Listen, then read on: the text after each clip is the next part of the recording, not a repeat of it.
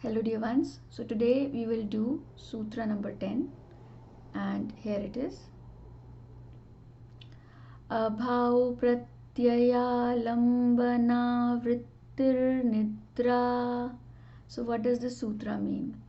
So earlier we discussed the three modulations of the mind. The first one was pramana, which means the mind is looking for proof.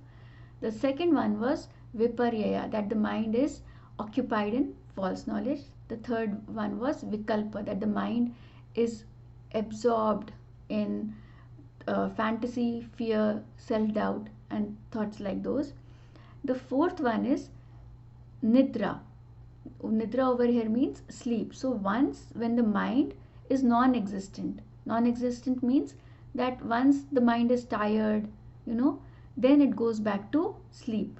So non-existence means that the mind is not in any of these modulations and it is tired. So when our body is tired, we go off to sleep. Haven't you noticed? Similarly, you will realize that if you're awake at night and you're trying to study but you're not able to focus, you realize that your mind is so tired, right?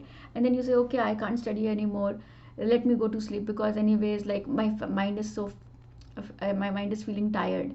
So haven't you noticed these feelings and these such thoughts? When they come to you, you say, okay, let me go to sleep. So when the mind is tired and when the mind is not in these vrittis, not in these modulations which are looking for proof, which is like getting indulged in wrong or false knowledge, illusionary knowledge, and doubts, self-doubt or fear or phobias, then mind retorts to sleep. Then mind goes back to sleep.